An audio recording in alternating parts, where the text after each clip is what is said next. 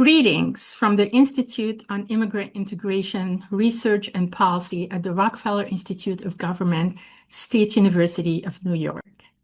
I'm Dina Refke, Director of the Institute, and on behalf of myself and my colleague Guillermo Martinez, Deputy Director of the Institute, we welcome you to the March webinar on Becoming Immigrant Women in the U.S., a strength-based approach to leveraging opportunities and neutralizing threats. What comes to mind when you hear the term immigrant women? There are many blind spots that persist in how systems define and serve this population. It is very common, for example, to think of immigrant women as an undifferentiated group of people with the same needs and the same outcomes. But immigrant women's experiences are shaped not only by gender and nativity status, but also by race, ethnicity, class, language, religion, legal status, disability, and family position. We know from research that immigrant women's health and well-being are shaped by intersecting systems. They're not isolated disadvantages. So immigrant women are not a monolithic group, and their outcomes vary across education, work, language acquisition, family life, and civic participation. When we apply an intersectional lens and disaggregate this population's outcomes, we fundamentally change how we understand immigrant women's diverse experiences compared to when we use a single-axis approach. For example, gender only, or immigration status only, or race only. Yet it's very common in system response to focus on that single axis and paint everyone with a uniform brush. And this strategy totally misses the mark. Another narrative that we wish to spotlight today and hopefully address is that immigrant women are often studied primarily through a vulnerability framework. That lens is important, but by itself, it can flatten immigrant women into passive subjects who lack agency, and this is completely inconsistent with reality. We have numerous research studies that document immigrant women's agency and resilience, adaptation strategies, informal support systems, and transnational resources. So vulnerability and agency go together in many immigrant women's lived experiences. Yes, they face real structural threats, yet they also build protective strategies and institutions that help them endure, advance, and transform the communities around them. So we caution against relying solely on resilience alone and neglecting the need to focus on system change and policy reforms. In other words, immigrant women's coping strategies matter, but they do not erase the structural conditions that produce inequality. Resilience is not an individual trait. Either you're born with it, you have it, or you don't, but it's really socially produced. It's produced through relationships, produced through community environments, and produced through policy conditions. So we need systems that fuel resilience and nurture agency.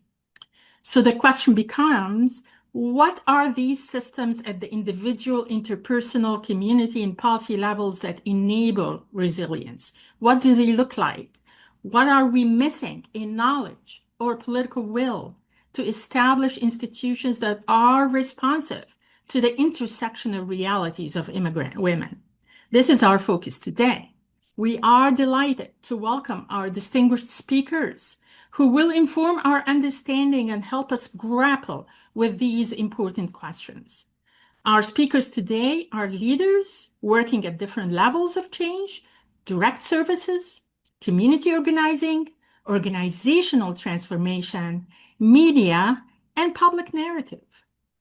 And together, they represent a full ecosystem shaping outcomes for immigrant women.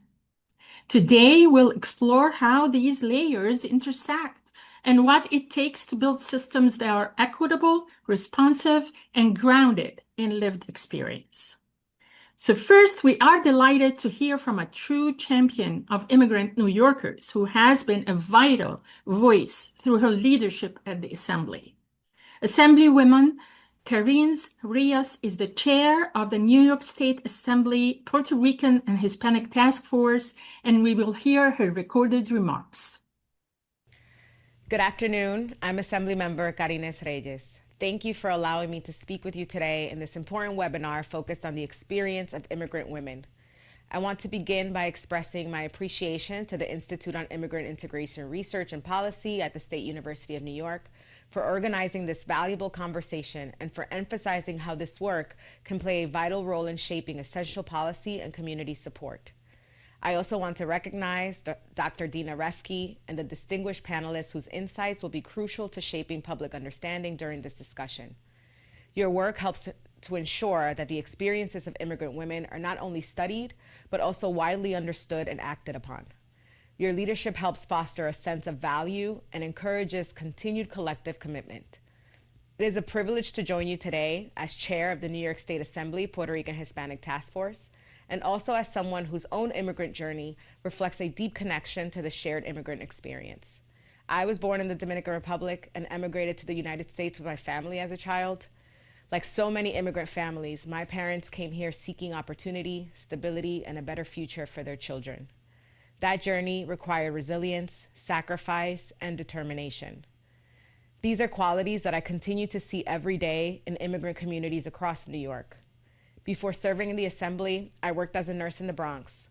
During this role, I had the privilege of caring for patients from many different countries and cultures. What I witnessed in those hospital rooms reinforced the belief I had long known. Immigrant women so often serve as the backbone of our families and our neighborhoods. They are caregivers, they are workers, they are entrepreneurs, they are educators, and they are community leaders. They are the glue that holds our communities together, all while navigating systems that can feel overwhelming or even inaccessible. Yet despite their tremendous and tireless contributions, immigrant women often face unique challenges that can limit their complete participation in our economy and in our society. Many encounter barriers in the workforce when their foreign credentials are lengthy or professional experiences are not validated or even recognized. Others face language barriers that make accessing many essential services much more demanding. While some experience underemployment or wage disparities, even when they possess the education and the skills to succeed in higher paying professions. Not to mention the numerous societal challenges that disproportionately affect immigrant women. Certain cultural expectations may isolate some women within the domestic sphere. This isolation can limit opportunities for economic mobility, community engagement, and overall personal freedom. Others may face intensified vulnerability to exploitation or intimate partner violence, especially when language barriers or immigration concerns pose additional challenges in seeking help. These realities highlight how immigrant women often experience what researchers describe as a double disadvantage: the intersecting challenges of gender inequality, and immigration status. But it is equally important to recognize that the barriers immigrant women face do not define them. They are defined by their resilience, leadership, and perseverance in building better futures for themselves and their families. Celebrating their strength while also recognizing the obstacles they face is key to fostering the support needed to achieve equitable access for all. Here in New York State, we are fortunate to have a strong network of community organizations working every day to support immigrant women and families. Organizations like El Puente, Saki for South Asian Survivors, and Building Bridges, Inc. are providing culturally and linguistically responsive services for legal support and shelter to workforce, training, and leadership development. Their dedication demonstrates the power of community-based solutions and serves as successful models that inspire further action and investment. As policymakers, it is our responsibility to ensure that our laws and policies support these efforts. That means investing in language access. It means strengthening protections for survivors of violence. It means supporting workforce development programs and educational opportunities. And it means ensuring that immigrant families can access healthcare, education, and economic opportunity. It also means listening. listening to the voices of immigrant women, listening to researchers and advocates, and listening to the community leaders who work alongside them every day. That is why conversations like today's webinar are so important. By bringing together data, lived experience, and community expertise, we can better understand the barriers immigrant women face and identify solutions that promote equity, inclusion, and opportunity. Immigrant women have always been an essential part of New York's story.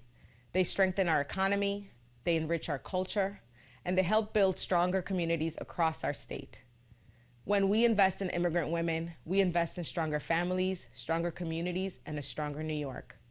Thank you again for inviting me to join you today. I wish you all a thoughtful and productive discussion. Gracias. Gracias, Assemblywoman. Indeed, barriers do not define immigrant women, and their journey is really defined by resilience, sacrifice, and determination, as you well articulated. Thanks for reminding us of the importance of immigrant women to New York State's economy and New York State communities, and providing us with this legislative perspective on immigrant inclusion. Maybe we can move on to Dr. Almontasser's presentation. So Dr. Debbie Almontasser is the founder and CEO of Bridging Cultures Group, an organization she founded and is leading, an organization which seeks to transform institutions through education and improve equity in systems. Dr. Almontasser, the floor is yours. Thank you so much. Good afternoon, everyone. Assalamu alaikum. Greetings of peace. What an honor and a privilege to be here today with so many distinguished sheroes. I'm going to call them sheroes, who are doing really incredible work across our state, and important work that is so critical to uplift and amplify the experience of immigrant women. I consider myself an immigrant woman. I came to the United States at the age of 3 with my mother from Yemen. Though I was raised here and educated here, in more recent years, the immigrant experience has been felt very much by me based on the social and political landscape that we are experiencing as minorities. And so I feel that this, panel discussion, as well as this event as a whole, is really important because we really need to create those spaces, safe spaces for women to come together, to share, to explore, and to find ways to uplift each other. And so I'm really thrilled to be here and to, give some remarks on this very important topic. Immigrant women play a vital role in shaping societies around the world. They bring a wealth of cultural, social, and economic contributions despite facing numerous challenges. What is important for us to understand is their impact helps foster inclusiveness and appreciation for diverse backgrounds. Our objective today, or objectives today, for me at least, is to explore the experiences and the challenges of immigrant women. And I really appreciated the opening remarks, as it really helped set the stage for us. And then in addition to that, to highlight their valuable contributions to different sectors. What we always tend to see, and I appreciated in the opening comments, is that, we're always looking at women from a deficit, immigrant women from a deficit model, versus understanding the complexities that these women come with from their home countries and what they have to offer their communities. So I'd like to share just a little bit of demographics on immigrant women. According to the U.S. Census Bureau, women represent approximately 50% of the immigrant population, with significant numbers in actually urban areas. This data, reflects specific regions from Latin America, Asia, the Middle East, and Africa.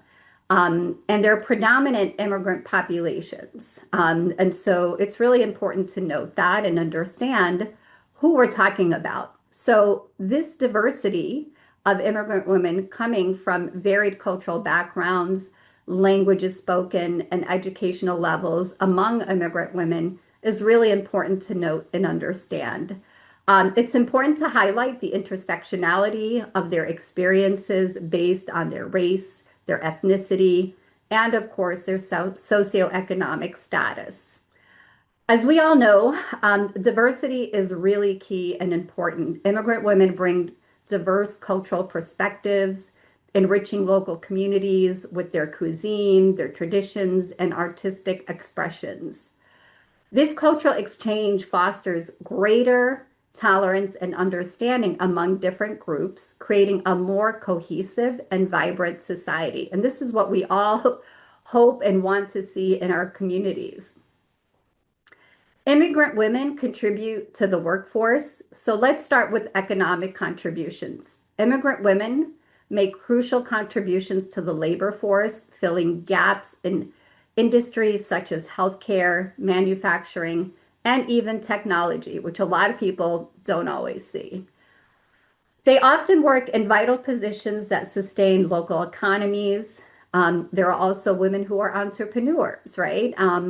We've seen studies that show immigrant women are starting businesses at higher rates than their native born counterparts, for example, in food services and retail.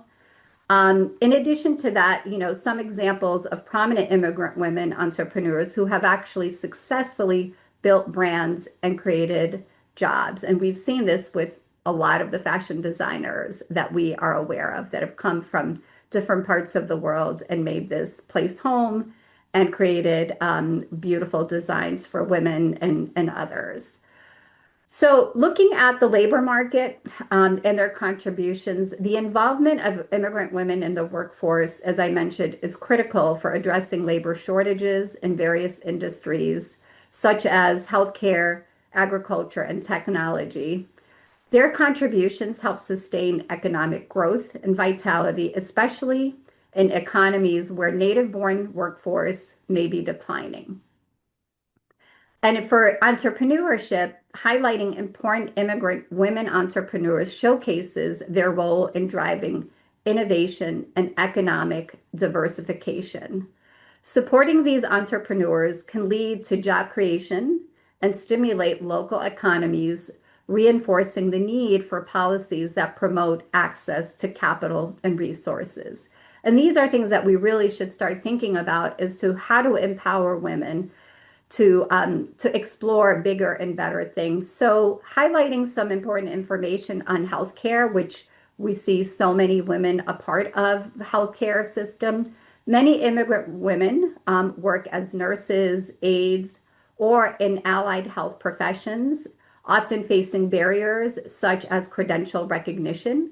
Many come very highly educated from their home countries, and then coming to the United States, not being able to fully understand the process for credentialing, the translation of their credentials, or what else they need to actually become seen as equals in that profession. Many of them are caregivers in caregiver roles that require mental stamina, which can actually take a toll on them, which leads to emotional labor. And we know this firsthand from when we saw the pandemic back in 2020. Many immigrant women played a critical role during the public health emergencies and continue to do so to this very day, whatever the new healthcare issue is. They offer cultural competence and patient care and enhanced diversity in medical settings, which is so crucial to be able to support immigrant clients or patients who need that, understanding of what it means to be from a different country, speaking a different language, having different cultural perspective, etc.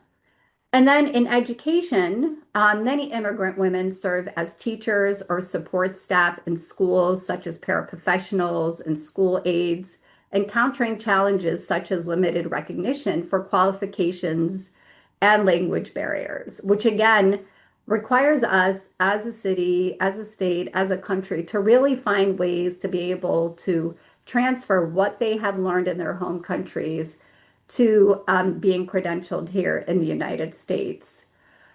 The adaptation into different educational systems and the curricula for some has been challenging, but for the most part, many of them have been able to adapt.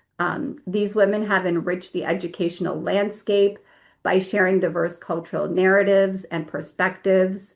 And what's is really even more beautiful in the school system is that they've offered immigrant students role models, which a lot of times many of our children don't see people who look like them or sound like them. And when they do see a woman who is wearing hijab, for those that are Muslim children, and seeing a hijabi walk in and be able to be a part of the school setting, says a lot for those children to see role models for their own future. In addition to highlighting education, I also want to talk about, seeing immigrant women in hospitality and service industries. Immigrant women are often concentrated in hospitality jobs, which can physically be demanding and sadly low paying. The challenges for immigrant women are job security, wage theft, and working conditions. Sometimes they're not the best working conditions because they can be easily taken advantage of.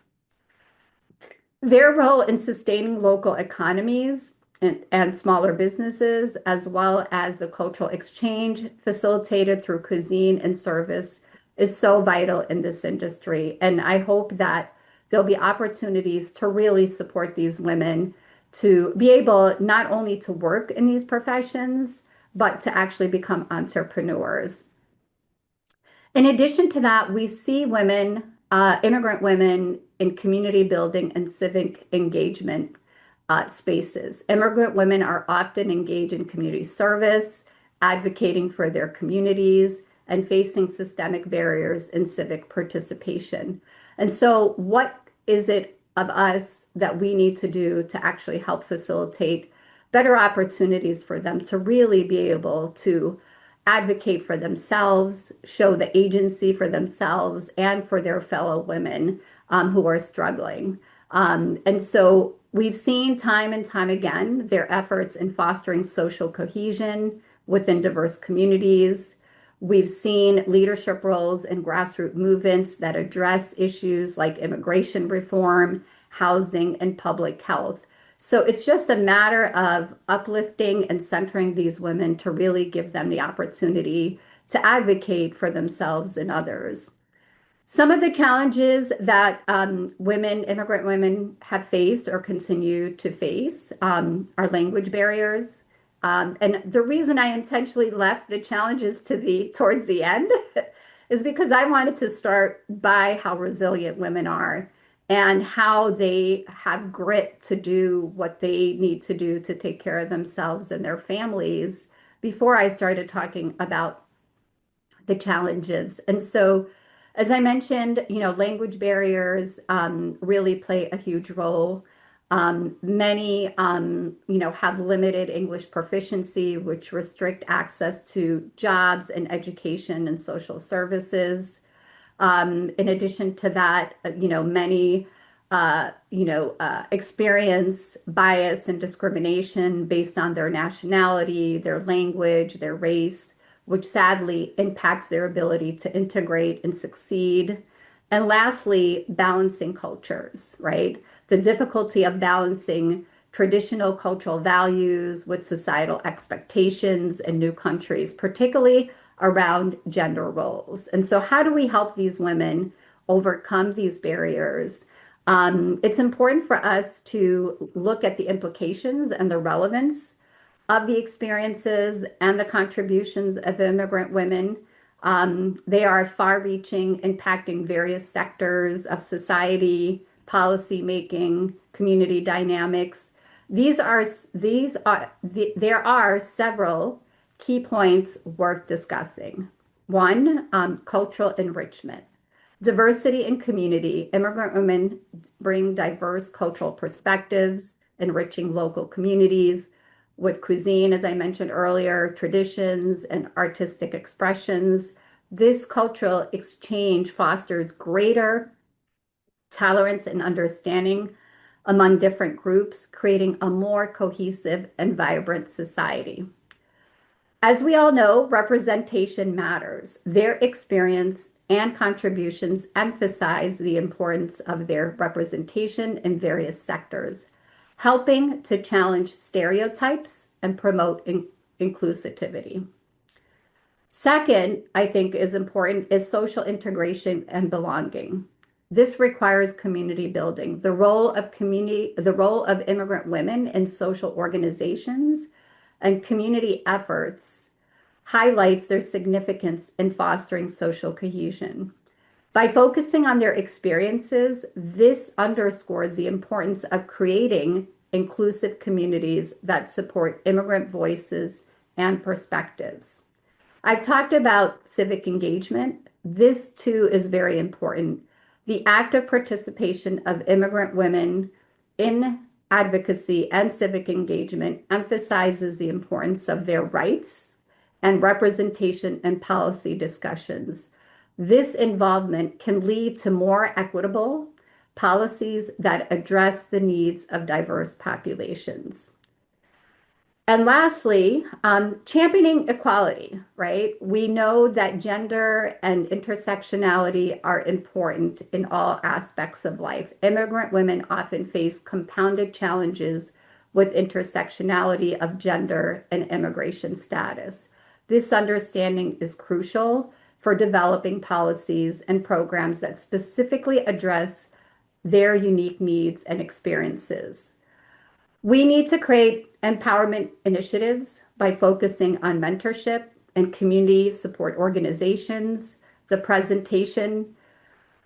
representation of these diverse groups and initiatives, encourage investment in initiatives that empower immigrant women, fostering self-efficiency, and more importantly, leadership.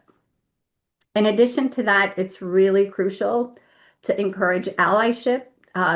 This requires all of us, who identify as immigrants, those who don't identify as immigrants, but all of us making sure that allyship is key. So this, serves as a call to action for others to become allies in supporting immigrant women. Individuals and organizations can be inspired to engage with the advocate for change in their communities and their businesses and in the networks.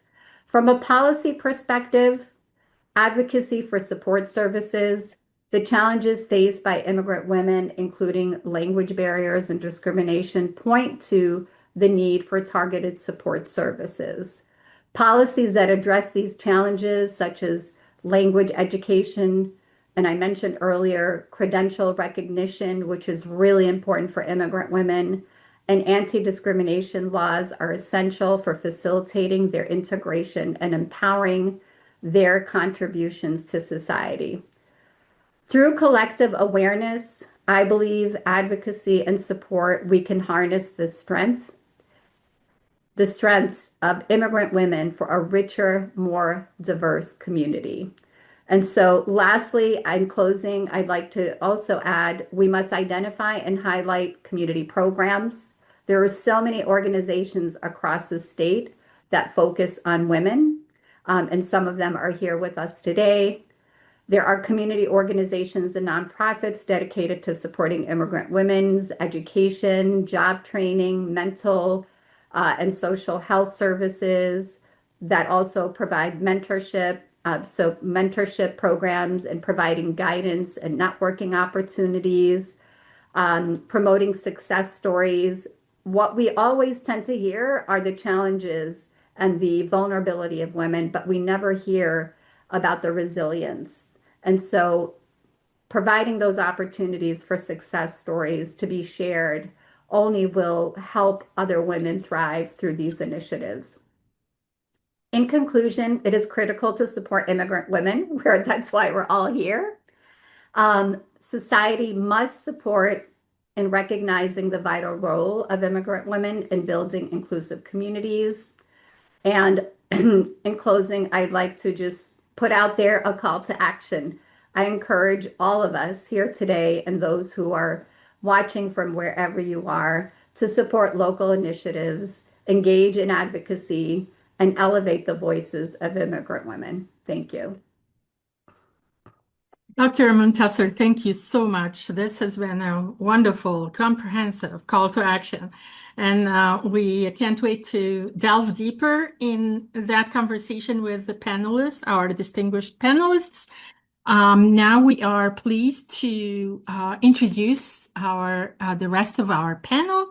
And representing Saki for South Asian Women Survivors is Nisa Sheikh.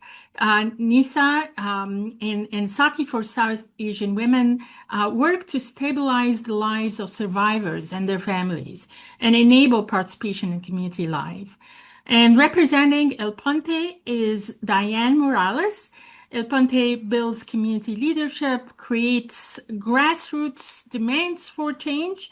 And finally, from WAMC, we have Mariam Ahmed, who's a journalist and who represents our media perspective today. And of course, media shapes public understanding, influences policy, climate, narrative, and public discourse. We've asked each of our speakers to share the reflections on today's topic first, and then we will dive deeper in our discussions. Please use the Q&A function that you have on your screens to pose questions to the panelists, and we'll grab them as the time allows and try to address them.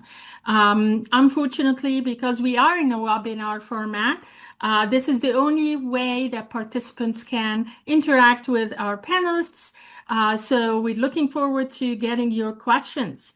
I will start with turning the floor over to Nisa Sheikh. Nisa, floor is yours. Hello, thank you so much. And thank you so much for having me. It is so special and just such a privilege to share space today with all of the inspiring voices here. And I'm just really glad to be a part of this conversation. So again, my name is Nisa Sheikh, and I serve as the Associate Director of the Anti-Violence and Community Engagement Programs here at Saki for South Asian Survivors in New York City. Our work focuses on supporting South Asian and Indo-Caribbean survivors of gender-based violence. Saki has been in the community for 37 years, and our mission is to represent the South Asian and Indo-Caribbean diaspora in a survivor-led movement for gender justice and to honor the inherent and collective power of all survivors of violence.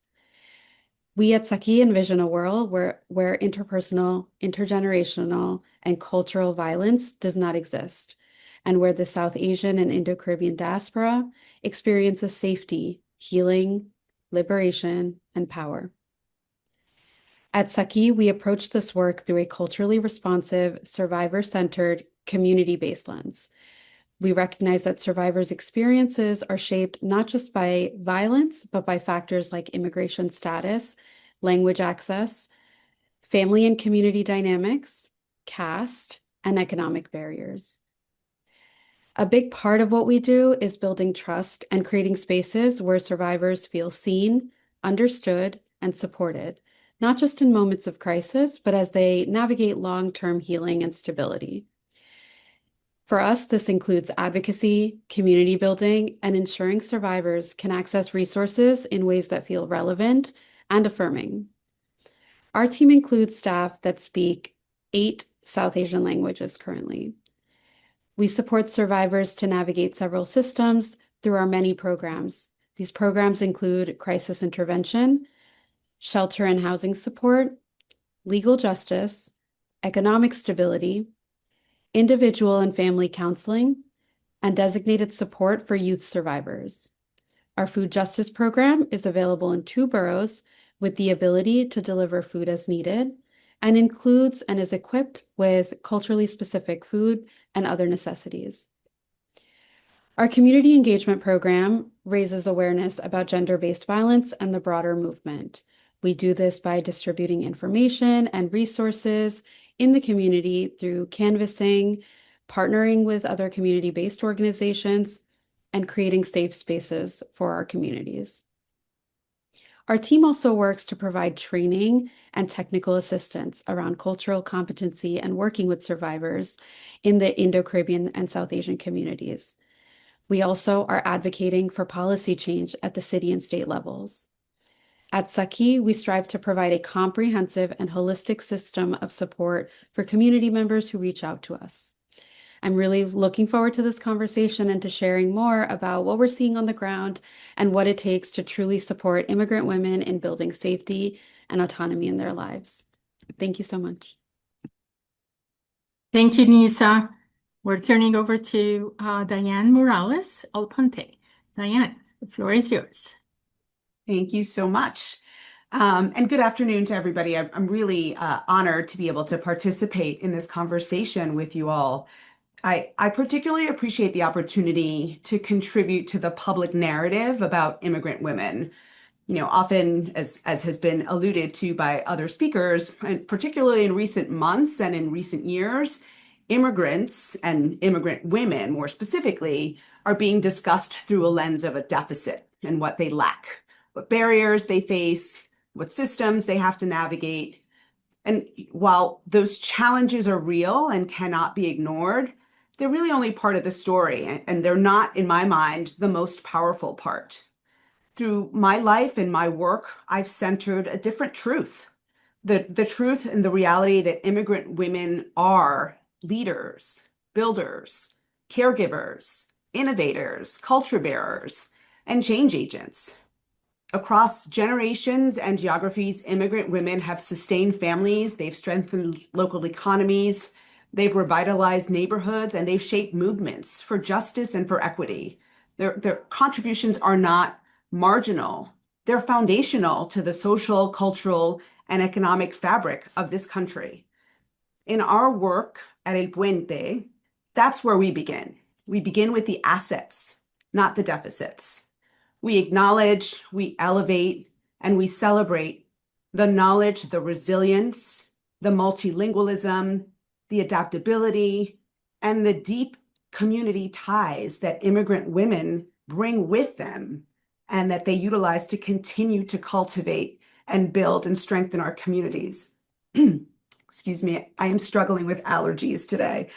The strengths-based approach challenges all of us, especially those of us working in policy and philanthropy, in nonprofit leadership, and in community spaces, to really rethink how our systems can better honor, invest in, and partner with immigrant women rather than simply serve them. At the same time, we can't talk about these opportunities without naming the realities that shape it. Immigrant women, as has been, said by my peers in this space, immigrant women often navigate intersecting challenges, the racism, the xenophobia, gender inequities, economic exclusion, and legal barriers. Those are all challenges that are actually structural, not individual. A strength-based lens doesn't ignore those threats. Rather, it equips us to confront them from a more effective perspective of building on what's already strong. As we consider these issues, I think it's really important that we explore both sides of the equation, right? How immigrant women are already leveraging opportunities in really powerful ways, and how we as a broader community can help to neutralize the threats that stand in the way of their potential and their full being of themselves. As far as I'm concerned, this is not just a conversation about immigrant women. It's a conversation about all of us. Because when immigrant women thrive, our communities thrive. When their leadership is recognized and resourced, our collective future becomes more just, more vibrant, and more humane. I'm really excited to engage in this conversation with everybody here today. I'm bringing to it, and I hope we'll all bring to it, a lens of curiosity and humility and a commitment to action above all. I really invite us all to commit to listening deeply to one another, to reflecting honestly, and to thinking boldly about what it could mean to build a society that not only includes immigrant women, but really truly values, supports, elevates, and follows their leadership. I want to thank you all once again for inviting me to share this space with you. It is truly an honor. Thank you. Thank you, Diane. Wonderful. Last but definitely not least is Mariam Ahmad, journalist with WAMC. Mariam. Hello. First of all, thank you so much for having me on this panel. I'm delighted to be here. Um, I will just give you a quick overview of what I do here at WAMC. I'm a producer and reporter, and part of my reporting so far has been pretty heavily focused on marginalized communities in our region. So the capital region obviously covers Albany area, but also some surrounding up to Hudson Valley and Kingston area, etc. So I covered these regions, and really my coverage of the rapidly changing immigration system started in about December pretty intensely, as there was, as I'm sure we are all aware, a ramp up of crackdown on Afghan immigrants and refugees in particular. And a lot of my coverage stemmed from that event and continued onwards up till now, where there were in December also naturalization ceremonies were canceled with seemingly no notice or little justification on the federal level. And by and large, the stories that I've heard from the people I have spoken to who are immigrants themselves or who are working with immigrants, like my peers on this panel, have has mostly been a just storm of fear and uncertainty for the most part. Statuses are changing that, I reached out to someone about H-1B visa status changing, and what was interpreted to be as a status that was relatively more stable before is now also seemingly under threat. And a lot of immigrants in particular are uncomfortable sharing their names, sharing their statuses, and so my job is not necessarily to advocate for a certain community, but for the most part, when it comes to media and public narrative around immigrants, as people have mentioned before, there's an assumption of not only just of, immigrant women in particular being at a deficit, but also of this constant vulnerability. But a lot of my job is just handing over the mic, literally. It's telling the stories of these people as members of our community and as full people beyond just a monolithic identity. Some of it is, of course, telling the stories of navigating a system that hasn't evolved necessarily to support the needs of a growing immigrant population. For example, I did a story in February that was this long feature just tracking how the resources for legal aid for immigrants have not necessarily caught up to populations that have grown outside of necessarily New York City, which is really where most of New York State's immigrants are, but even further upstate and out west when it comes to Albany or Rochester, Buffalo, Syracuse, all these areas, many immigrant organizations and advocates are reporting that the resources that they have to provide free and accessible, easily accessible legal aid to immigrants navigating an increasingly challenging system just have not met the needs. And so there are stories like that that I work on, but also beyond that, when it comes to immigrant women in particular, it's showing how they are really pillars of their communities. And that a good example of that is a story I did recently in January on seniors lunches that were hosted at a mosque in the Albany area. And this mosque is one of the first established here, about late 1970s, early 1980s. And it's the Islamic Center of the Capital District. And something that no one would have expected until I started doing this story was that it's really one of the first places to have a, New York State sponsored halal hot lunch option for seniors to come to.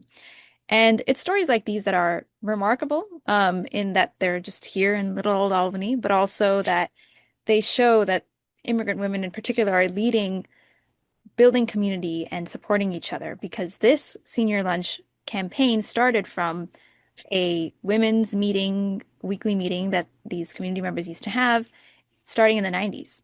And it became something that they thought that they should expand beyond just the women. One of the people I spoke to who's really been in the community for a long time, she was like, oh yeah, like, it's great to have for us women, but we should include the men too. And it really speaks to, I think, something that immigrant women in particular do a lot, which is having opportunities for community spaces and building that kind of rapport and connection within the community. So those are some stories I've worked on, and really broadly, I think the main thing that I've gathered from when working with immigrants is, like I said, just handing over the mic. It's not necessarily always my job to dictate what story is told, it is to tell what it is that they are feeling, and approaching it sensitively, whether it is confirming name pronunciations. I do that all the time. I have to do that myself and work on that as, being on radio because I am the one saying their names. Whether it is accommodating when people are uncomfortable sharing their full names or statuses. These are scary times for a lot of people. And as a journalist, I need to report on these issues responsibly. But by and large, I think when it comes to reporting on marginalized communities, as someone of a marginalized identity myself, and there aren't that many South Asian and Muslim reporters in the capital region, it's also just showing that no community is a monolith.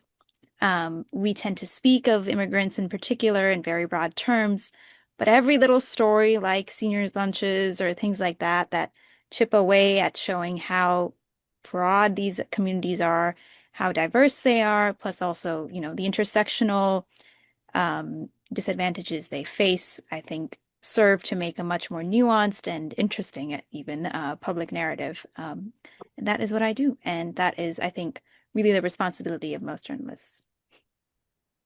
Miriam, thank you so much. I love the phrase handing over the mic. Yes, absolutely. And thank you for the work that you're doing every day to lift up the voices of these communities. I'd like to open up the discussion and welcome you to the roundtable. This is the segment of our webinar where we delve deeper into these issues. And I want to pick up on what Miriam said and start with that. It is a scary time. This is the elephant in the room, right?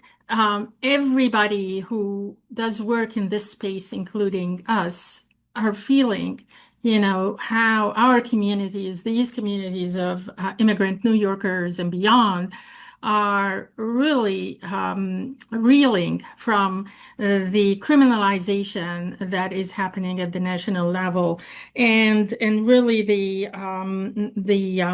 vilification of diversity and inclusion. So we feel that the ground is shifting from under us. The rug is being pulled from under us, and we have to adapt and continue doing the work. And I want to listen to Nisa, Diane, and Dr. Montasser. How are you feeling these moments, and what adaptations did you have to do to continue this important, vital work and to address the backlash that is going on?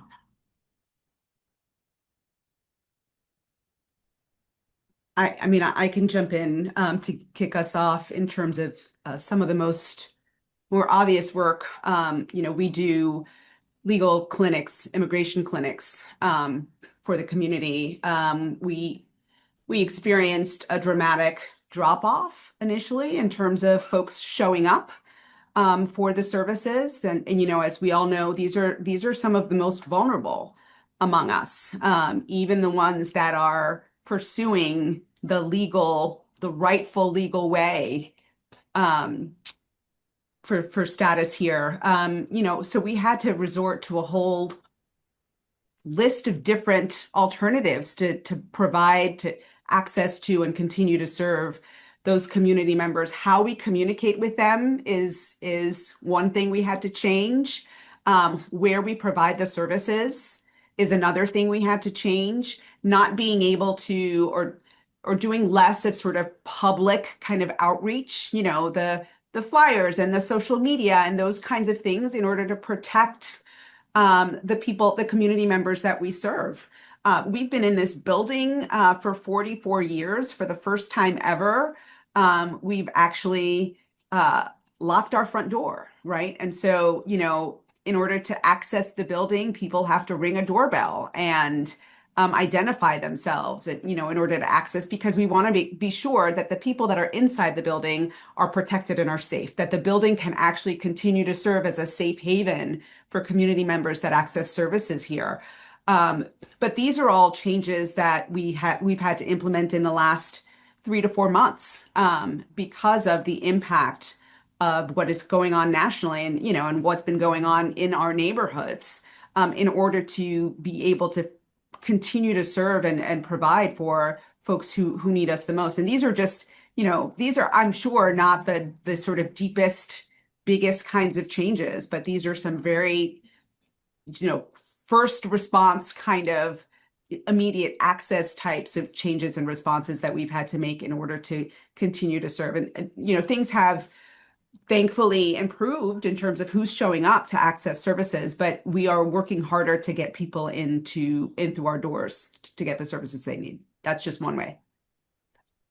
Diane, thank you. Yes, changing how you communicate and where you provide services. Very important. Nisa, you want to go next, and then Dr. Montasser?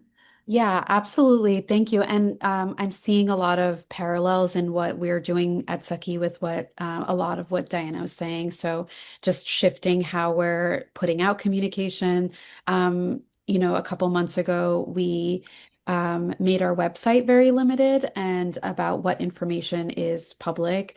Same with our social media pages, and to try and protect the confidentiality and safety of the communities we work with. Additionally, I think one of the things we've really started to do, we did have to also shift the way we were doing our canvassing and, how we were distributing flyers and informations within the community. But in that, we also started a campaign of distributing red cards, which have some information around where to get help if you are detained or if you are in trouble, which has been sort of a gateway for survivors to be able to find us. And finally, I think we've been really engaging with other community-based organizations more frequently. So whether it's through different legal aid societies or working with private firms or bar associations in New York City is really, we were already doing a lot of that partnership building work, but now that the community building has become even more important. And so we are really turning to our partners in New York City who are doing similar work and kind of banding together to find alternatives, find new ways to support our communities in a way that's safe and protective. Nisa, that's incredibly important. You have turned the threat into an opportunity where, there's a silver lining there with, creating a more integrated system of service and reaching out and strengthening those partnerships. These are really brilliant. Dr. Muntasser.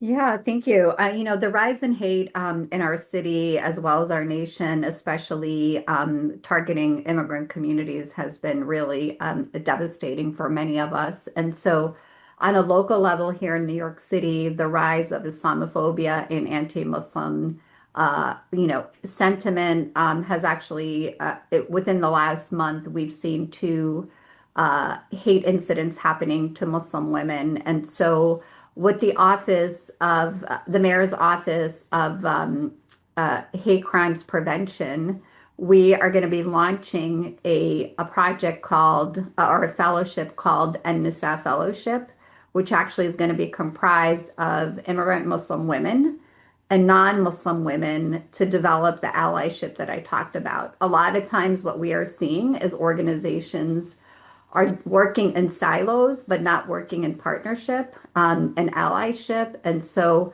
our hope through this fellowship is to actually build that camaraderie between the women to actually become ambassadors for one another. Obviously, preventing hate requires all of us. It's a social responsibility.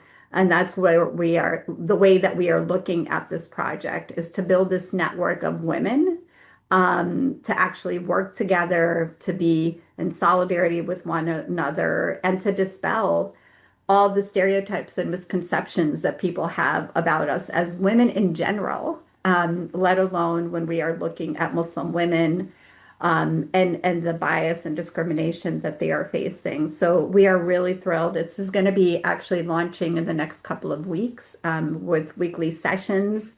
And I'm mentioning it to everybody here because we are looking actually for women leaders to actually be a part of this. It's going to be a 12-week program with sessions running once a week. They're about an hour to 90 minutes long. There's going to be a couple of in-person sessions for community building. And then all the women will actually complete the program with a NISA fellowship certificate. And our hope is to continue this and build it out where we actually build this allyship across the city. Women just need to band together and we got to protect each other. Very, very important point you're making, Dr. Montasser. Thank you for giving us a concrete example of building allyship. And wanted to go to the questions here. Thank you, Yvonne Hanks, for your question. Yvonne is a community advocate working with immigrant women in a small town setting. And she is saying that women are largely excluded from civic participation due to language barriers, and inquiring whether there is any models that you can share in smaller municipalities that could be replicated in smaller municipalities that move us to more meaningful language access policies and really counteract the resistance and the lack of urgency, the feeling that, this does not rise to the level of a priority or an urgency. Anybody can take on that question. Thank you, Yvonne Hanks. Any models you can share? Obviously, we have policies in New York State about the need for language access in healthcare. Nisa, I'm sorry. Go ahead, Nisa. I didn't see your hand there. Go ahead, Nisa. I can try to answer this just using something that Saki has recently been a part of. And this was a bill that was passed, and folks might be familiar with it, in New York a few months ago, which would require all nail salons and various salons across the city to have posters which included information about information and resources available to someone who is experiencing violence. And the information would be available in several different AAPI languages. And that bill was passed a few months ago, and it was presented and created and advocated for by a group called The Collective of several AAPI organizations based in New York City who came together and have advocated for this. They were able to get the support of various council members, and it was passed in city council last year. And we're in the process of getting those put up across the city, developed and shared across the city.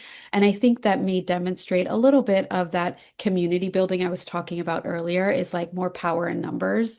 And so the collective, this group of organizations who are doing the work on the ground, saw a need. And, while we're out there putting our own individual flyers out there, sometimes they're just missed. And so the advocacy around creating something that would be large, visible, and include multiple languages, and helpline numbers for survivors in the communities to contact easily.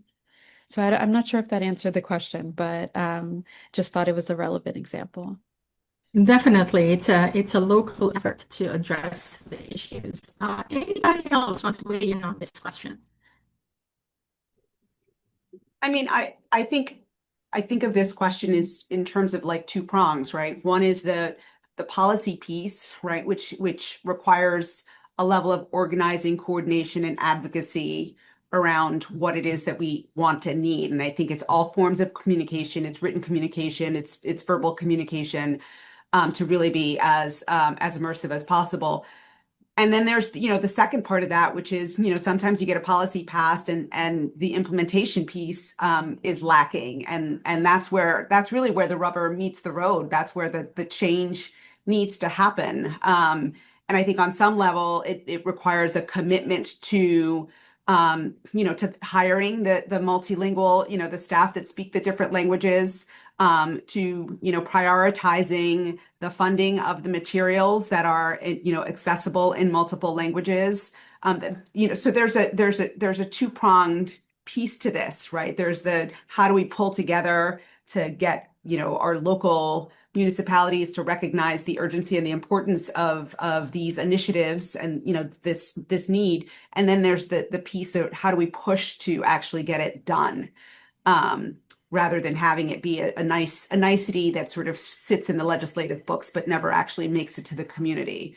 And I've seen all sorts of creative ways in terms of the implementation, right? The language access stuff. You can, volunteers, you can prioritize it in terms of hiring staff that, there have to be these languages spoken.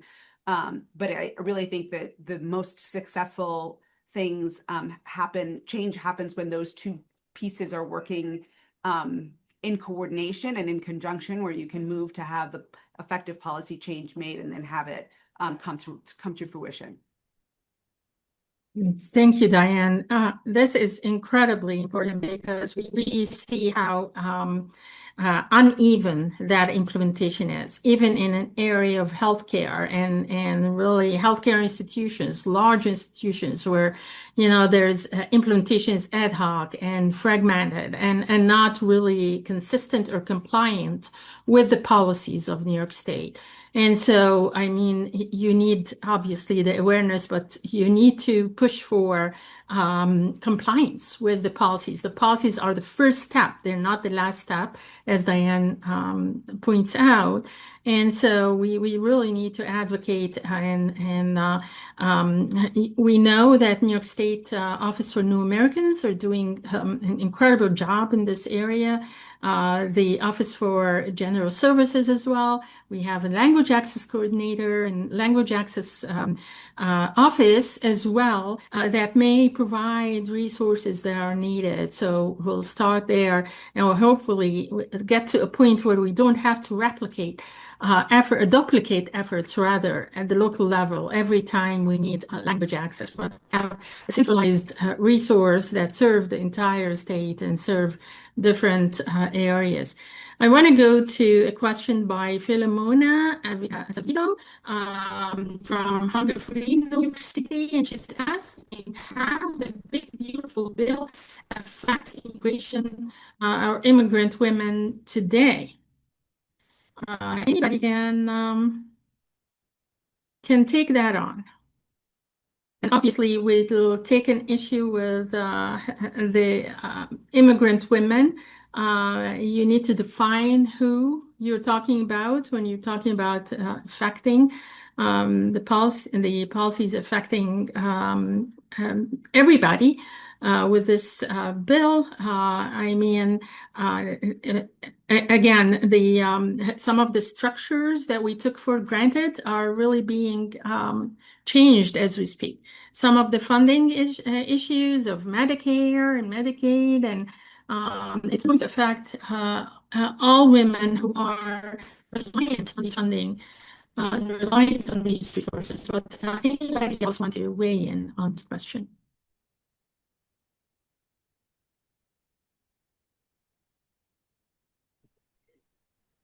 I can jump in. I can speak sort of, I was going to talk about this a little bit later as well, but I mean, I can jump in from the context of the community that I work with. So the survivors in the South Asian Indo-Caribbean communities in New York City.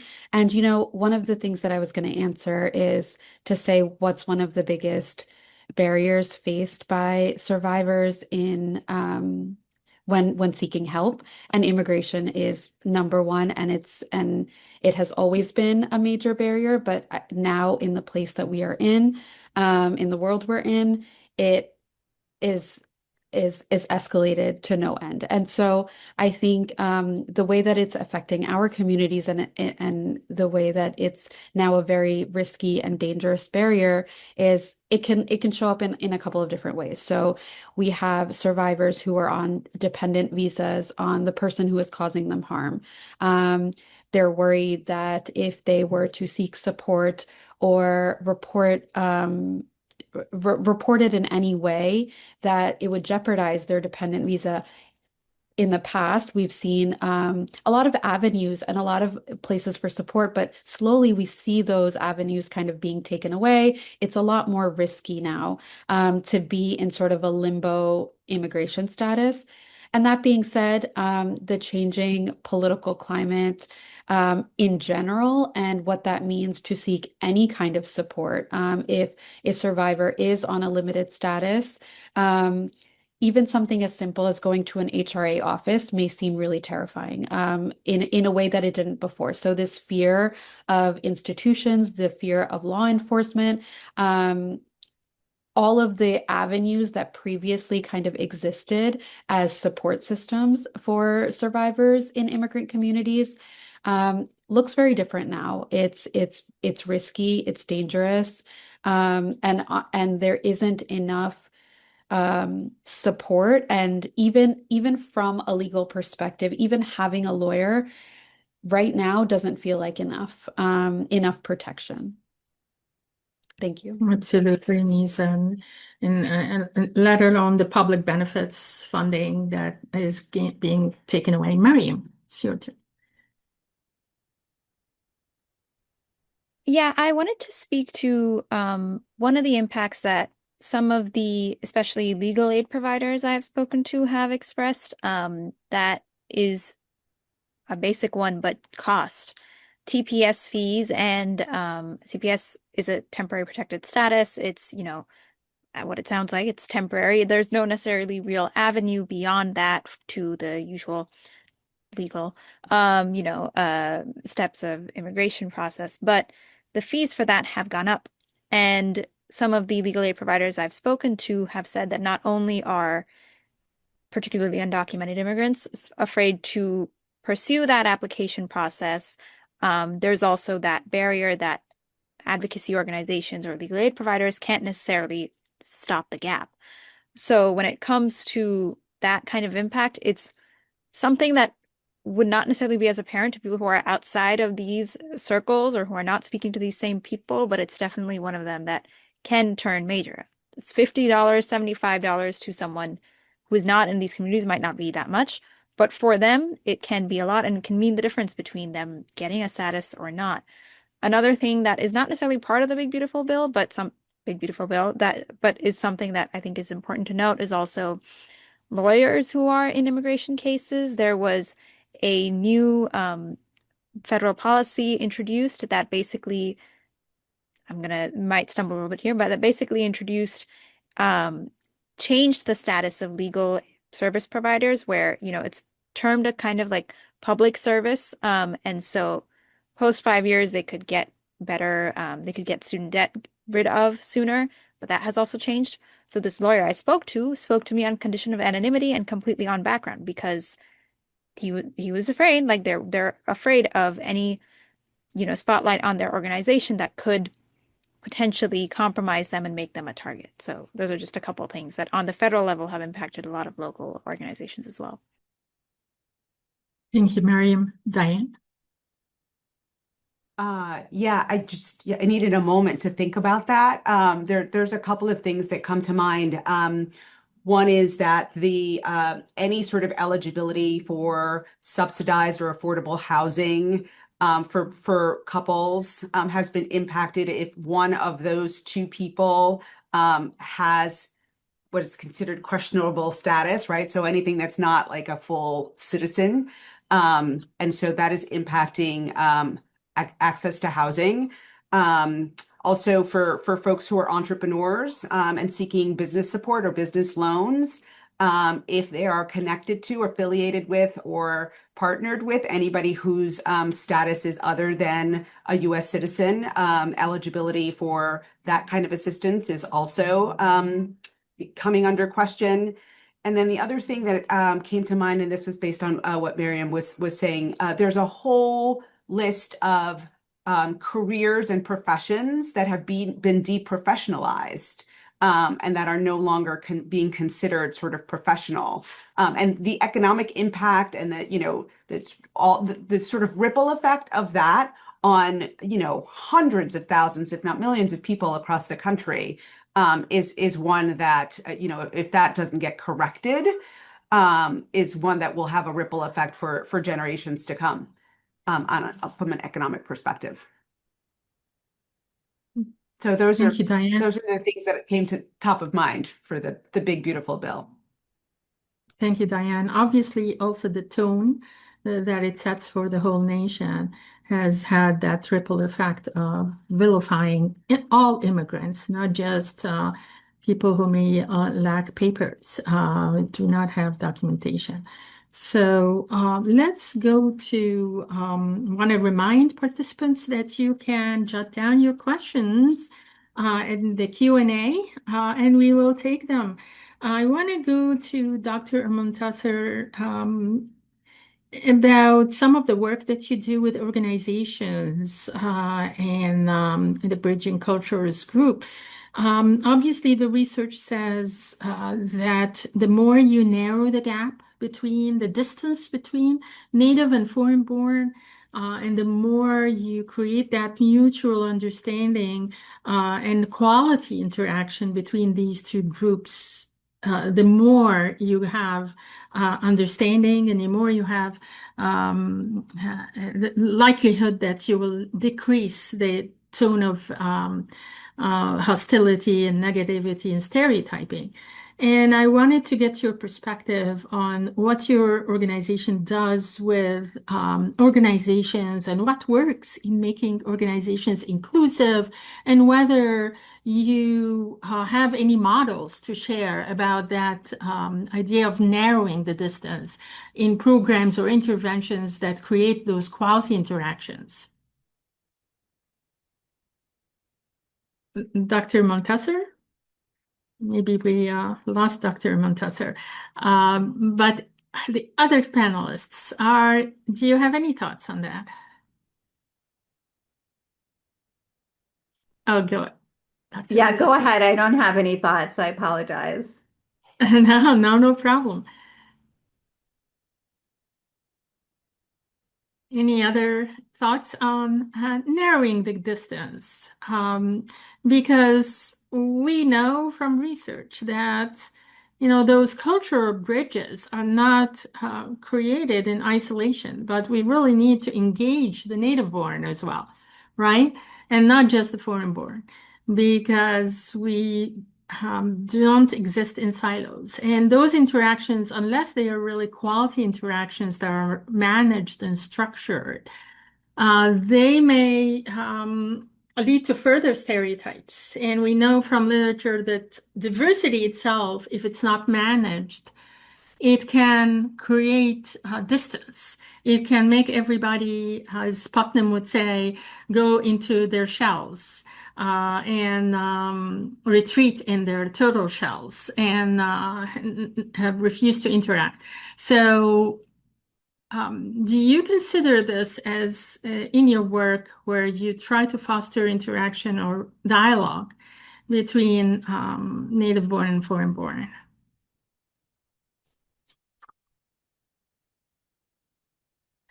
Okay, let's move to another question here. And I want to go to Nisa in particular. You mentioned culturally and linguistically responsive services. And so obviously there's a lot we can learn from you and from Saki's model of creating culturally and linguistically responsive services. How do these services look like in the real world? And how can we replicate that model in other spaces? How can we take the Saki model and replicate it in other spaces? And of course, the Il Ponte model as well. Yeah, thank you. I can speak to that a little bit. So when we talk about culturally and linguistically appropriate services, we're not just talking about translation and interpretation. It's our model is deeply, deeply rooted in building trust and our level of responsiveness. So in building trust, it's not assuming that just because we have the same cultural background, we have the same language background, that we automatically understand someone's experience. That assumption is never made. In practice, that would mean meeting survivors where they are, and we really center safety and healing for each survivor individually. It may not look the same for everyone because of some of those barriers that we've talked about and how they impact different families in different situations. So we really support survivor autonomy. And, Our role at Saki is to provide options and to recognize that survivors have the power to make their own decisions. We don't believe that we are empowering anyone. We try to never use the phrase that we are empowering someone else. We believe that we're just there to provide the tools, the safe space, the familiar community for survivors to live in their power. Um, this can often also mean that we adapt to changes in the plan. So there could be a very set plan, and that could change at the drop of a hat. As we know, again, it's linked to those barriers that are ever changing and ever urgent. Um, and so our role there is to come from a place of support and not judgment, again, not assuming anything. Um, Sometimes this means that we have to find alternative solutions or be okay with the reality that despite all of the work we've done, the survivor is just not able to leave their situation. And that is an autonomous decision that is entirely up to them.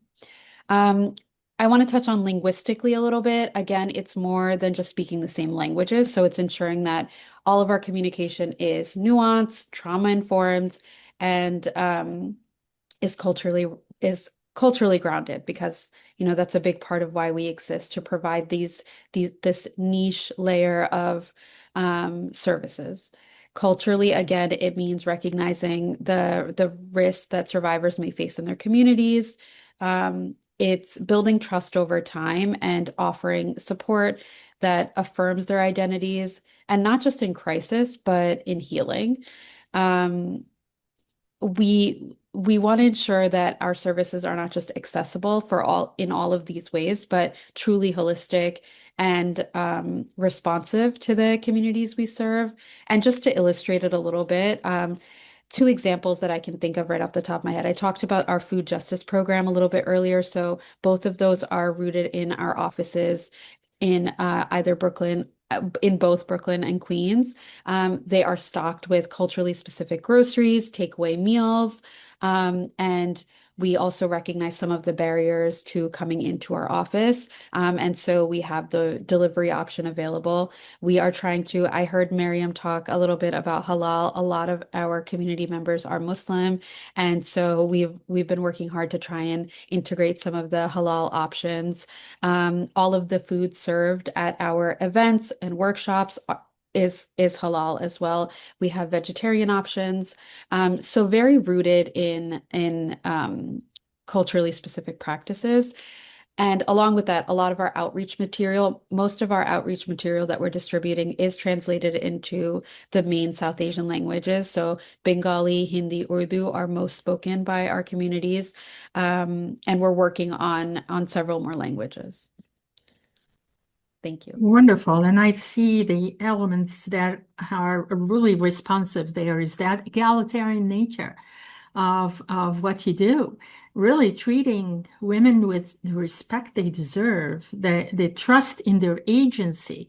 You're not there to dictate what they should do, but really you are there to facilitate. And it's just that egalitarian nature that really makes this a wonderful responsive program. Diane. I just wanted to, something that Nisa said helped me actually think about the response to your question about sort of building bridges. And, this might not come out very articulately, but bear with me. I think to your point of sort of connecting folks who, are from here versus the immigrant community, I think that there's something to be said for a lot of the sort of internalized framework of, whether it's white supremacy or the oppressor, where it pits immigrants or immigrant generations against each other, when they internalize that thinking or this sort of need to sort of desire to try to distance ourselves from or show that we're better than, or we're not them. And so I think that building the bridges and the partnerships is a critical part of debunking that myth. and undoing that learning so that we can, in fact, strengthen the coalitions of folks, both immigrant and sort of across whatever whoever we're talking about when we talk about folks here that are not immigrants, who are really, other than the indigenous population, I'm not sure who we're talking about. But the idea of being intentional about creating that and demystifying and really sort of building a knowing so that they're not being othered in the way that we can sort of be subjected to, and that is so prominent in the public narrative. Great. So I want to turn to Miriam, and you're our media representative here. And obviously, you are a wonderful ally in being a media representative, but sometimes media can be really a propagator of stereotypes and negative images, and really participate in, obviously, the rhetoric, the toxic rhetoric. Do you have any ideas that you can share of how immigrant advocates can challenge media and or maybe create an alliance with media so that the narrative accurately reflects the lived experiences and realities of immigrant women? A tall order. But I think one of the things that I have noticed in my interactions with immigrant advocates is often not necessarily a hesitation to engage with media, but quite the opposite for the most part, inviting me to rallies, things like that. Like that is often the case. But I think a lot of reporting on immigrant communities and just marginalized communities in general is building trust. And often it's like having particular nodes of contact in organizing spaces. So there's often one person who I reach out to when there's like a Muslim community related event, and more often than not, she has the person to go. And so I think if there are often like, press spokespeople or things like that are easy contacts for media, that's usually the best case scenario where I can reach out directly to them. They can put me in touch with someone who might be comfortable speaking with me. A lot of it is also that knowing that, you know, perhaps selfishly, but to some extent, we also need to have enough for a story, right? And so if immigrant advocates or people who are in these organizations do know that there are people comfortable speaking to me or a reporter or a journalist, having their voice out there, having their name out there to whatever extent they're comfortable, obviously, that is also something that is best. Just having, just having that kind of preparation, I guess, to know that like, okay, part of it is a give and take. Like obviously journalists are going to tell the stories that we have the best access to. But of course it has to be with trust built, and engaging with these communities with a lot of respect, which has historically not always been the case. And again, it's just basic as like knowing how to say their name, knowing how to refer to them. Those are small things, but can be ultimately very important to tell a full story. So yeah, I guess the main thing is just like, having an idea of what the story is that they want to tell, to some extent, so that it'll make our job easier too. Thank you, Miriam. Awesome. So I want to go to some of the policies that many of you have alluded to, and creating that system that is coordinated, integrated, but also considerate of these intersections. We talked about many areas of workforce development. We talked about language access, and the credential recognition. So what would a system that is responsive to the needs of immigrant women, broadly defined, of workforce development, what would it look like in terms of outreach, in terms of recruitment, retention? What kind of curriculum changes would you do to mainstream workforce development program to make more responsive to the needs of immigrant women who need it? Whether it's perhaps entrepreneurship that Dr. Montasser alluded to in the beginning, entrepreneurship trainings. If you have a woman who you want to provide a training for in entrepreneurship, and you want to make sure that that program recognizes the intersectionality in her life and the constraints, but also the strengths and the assets she brings. What would that program look like in terms of what changes would you want to make in a mainstream program?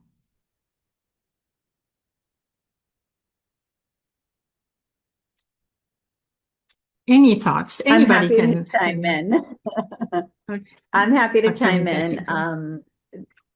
Yes, I think that, one of the things that we should do is actually look to see who's already doing some of this work, to be able to, one, promote and get more women signed up to, and then two, to actually replicate in other parts of this state. The Yemeni American Merchants Association, was created to support small businesses in New York City, specifically those run and operated by Yemeni Americans. And so the majority of them are, the majority of the members are actually men because they own small businesses like bodegas, corner stores, and what have you. And so the organization actually started an entrepreneurship program for women.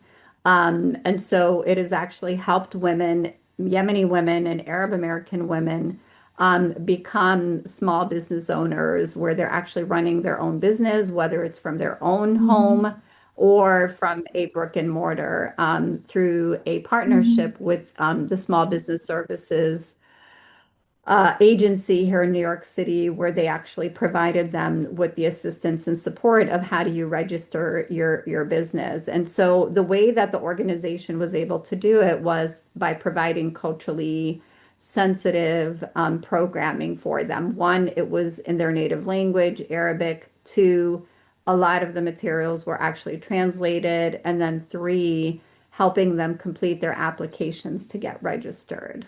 And so I think, if we are able to find ways to replicate this, that it could be in Urdu, in Bengali, in Spanish, I think we can really assist so many women in becoming entrepreneurs. And for the most part, I believe that they've already registered and supported over 25 women who are running e-commerce businesses from their homes. So. And that's a wonderful area where perhaps public policy and funding, public funding can perhaps help replicate some of these wonderful models that you provided here, Dr. Montasser. Are there any other areas where you think public policy can help address some of the barriers and leverage some of the strengths that immigrant women have? If you are to talk to our wonderful legislators who are champions in a New York State legislature for immigrants, what would you ask them to do? What would you ask them to sponsor in terms of investments or changes in, obviously, in this climate of federalism, we need to rely on the state leadership. And we are lucky to be in New York State, but we need to really leverage the power of being in New York State and the state government's advocacy for immigrants, allyship with immigrants, and of course, local government as well. So what would you say to local officials or state level legislators in terms of what we need? Investments, policies, obviously the credentialing, recognition. There is a bill that is already being debated in the legislature on that. We don't know if it's gonna, what the fate will be, but what other policies that you wish to see advance in the New York State legislature or in local government to address some of the barriers that we talked about? Go ahead. I can jump in. I'm going to put some rose-colored glasses on to answer this question, and I'm going to do it in the context of, again, the community I work with, but also just a theme that I've noticed in our conversation, which is immigration. And I think in if I had it my way, the policy change that I think I would advocate for is to expand and streamline access to immigration relief for survivors of violence, including work authorization. And the reason I see this is important is because, we see all of the different areas where we're supporting survivors and, we're helping with job placement or benefits and things like that. But the ability to work legally um, and stabilize financially and be able to have that consistent financial stability is key because without it, safety is often short-lived. And that dependence increases. We see it time and time again with survivors that we work with, where, after the fourth, fifth, sixth time, they leave with their full power, but it's short-lived. There's so many reasons why it doesn't work out, and that dependence increases, it comes back. And so safety and healing is so short-lived without some of that protection. And in the world we're in right now, the political climate we're in right now, it doesn't seem to exist. It's actually gotten worse. So in my perfect world, I think that is the policy change that I would prioritize. Thank you, Nisa. Anyone else want to weigh in? I mean, I just, I would sort of add to what Nisa said. I first take a step back, and I think the investment needs to be made just in protecting our immigrants, period, and in making sure, that we keep ICE out of our schools, out of all of our pillar institutions and communities. That needs to be the first priority is keeping our immigrant community safe. And then the other thing I would say, I think, to expand a little bit on what Nisa said, is the idea of really making it safe for every working immigrant to actually work and to continue to hold, access to their jobs, because they are a pillar of our foundation of our community and our society, and need to be able to have access to stable income in order to provide for their families. So those are the two things that I think would, come top of mind in terms of what is most urgent at this moment and what is going to make the biggest difference in terms of New Yorkers in general and across the country. Mm-hmm. Yeah, absolutely. So I want to just check to see if we have any questions here. Yvonne, thanks for commenting on some of the speakers' comments here and feedback. Yvonne says the lack of cultural sensitivity due to the lack of understanding leads to indifference and apathy. How can we build this understanding without threatening the frame of reference for, I think she's referring to survivors of violence, and it says that she loves the Yemeni community for small businesses. How can this model be replicated for remote, mountains, rural, and small communities in upstate New York in promoting and supporting women entrepreneurship abilities? Anybody want to take that on? How can we replicate that, Dr. Muntasser? Yeah, I'll be happy to share. So, for the most part, the sessions that the Yemeni American Merchants Association had been offering were actually virtual because the women lived in all across the five boroughs. And due to childcare needs and a whole host of other needs, which, by the way, I feel like we did not cover, and I think it's really important to uplift here too, that women also need accommodations, right? And those accommodations are making sure that we are thoughtful about childcare, about travel, about safety. And so, how do we create programming that actually can support them in ways that can meet and address those needs? So, the Yemeni American Merchants Association has been doing these virtually to provide those types of accommodations for women to be able to learn from the luxury of their own home. So I think one of the things that could be supportive is, to expand this program to be statewide, if there was additional funding for the Ebony American Merchants Association to be able to support women from all over the state. Absolutely, Dr. Montasser. And we Mhm. know that with respect to entrepreneurship programs, to make them really culturally appropriate, there is a need to understand that this is a completely different system of doing business than they are used to in their native lands. And so they need the information that would help them. We start with that, the information that would help them understand U.S. markets and U.S. Business environments and climates, that they do not start with the same level playing field.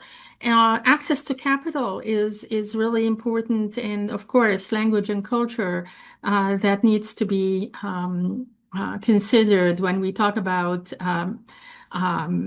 programs that are mainstream and that we need to really target for these communities. I want to check to see if there are any other questions. If there are not, let me talk about or address an area that you alluded to, Dr. Montasser, when you said balancing cultures, particularly around gender roles.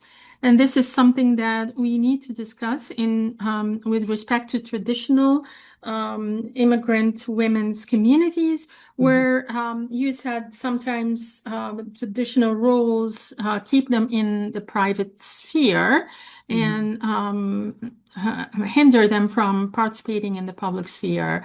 And so, has there been any programs or outreach to traditional communities in immigrant women's communities where we uh, try to frame a message to the communities that parts perhaps there is a need of balancing gender roles, maybe what we call multiculturalism or understanding, adapting or strategic positioning in the new country, that it might add to the quality of life of people. Obviously, it's not for everybody or needed by everybody, but wanted to hear your thoughts on that and your experience in this Sure. area. Yeah, absolutely. Happy to talk about that point and my bringing it up. For the most part, in some of the Middle Eastern cultures, the primary responsibility of care of taking care of the family is a responsibility of women. And so that is their primary responsibility, to be the caretakers for their children, the nurturers, and really being the pillar that holds up the family.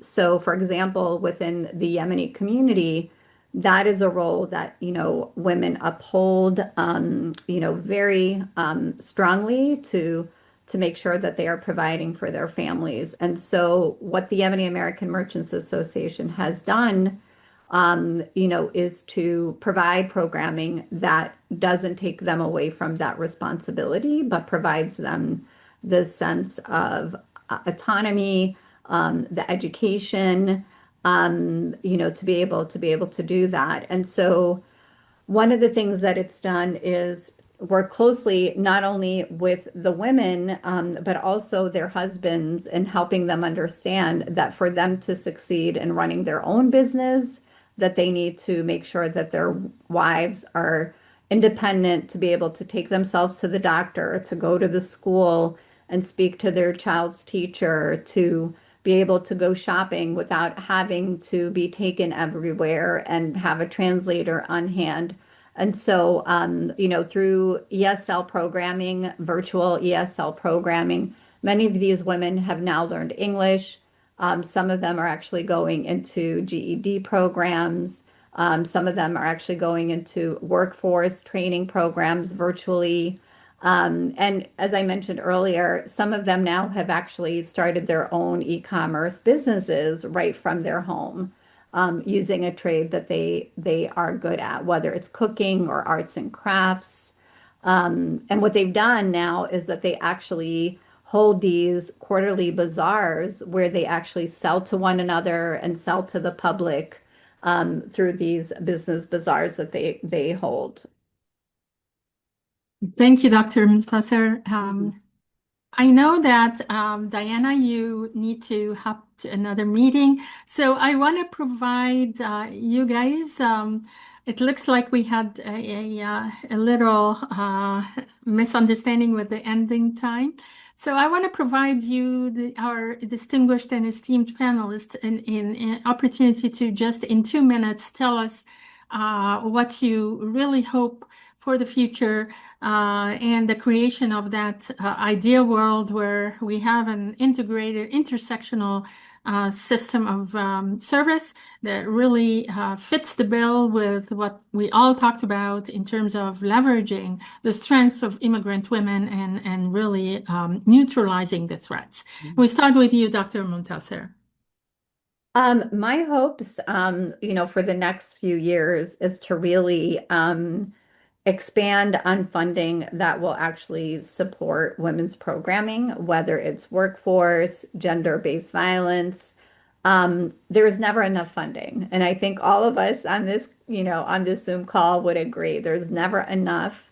And I think also what we also need to do is to really work hard on helping, policymakers as well as government understand how important it is that all of this programming should be culturally mindful, and sensitive to the women, and that we have to meet people where they're at. And I gave the example of what the American Merchants Association is doing with the women in its own community. It's meeting them where they're at and helping them and their husbands understand the necessity of, becoming much more modernized and providing the support for their families. Because honestly, we cannot ever think that we'll be able to survive on one income household. And that's why this organization is preparing these women to be able to support their families here, but also to support their families back home.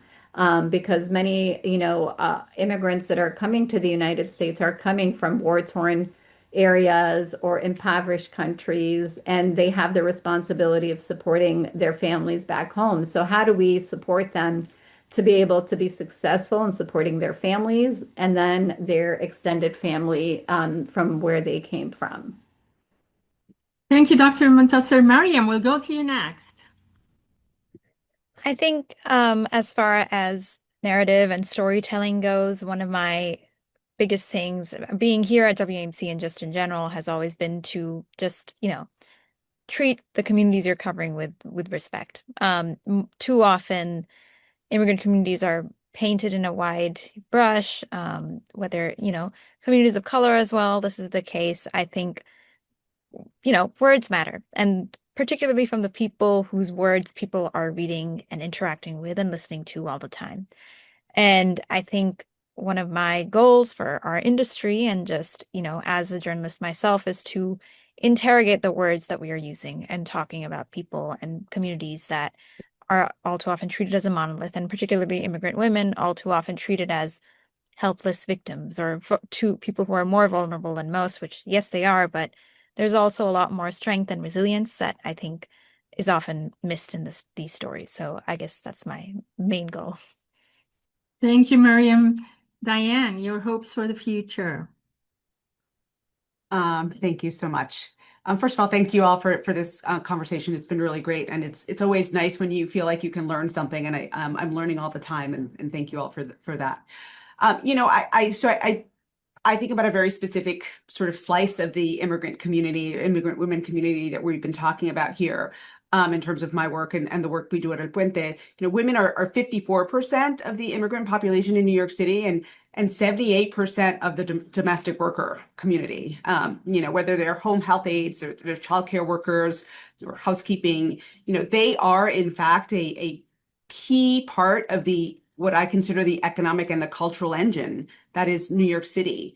They're responsible for caring for their families. They're responsible for leading in communities, and they're in many instances responsible for caring for the families of others. They are, this sort of became, I think, pretty prominent and clear during the COVID pandemic, and it continues to be true now. I think of them as being the front lines of the front line.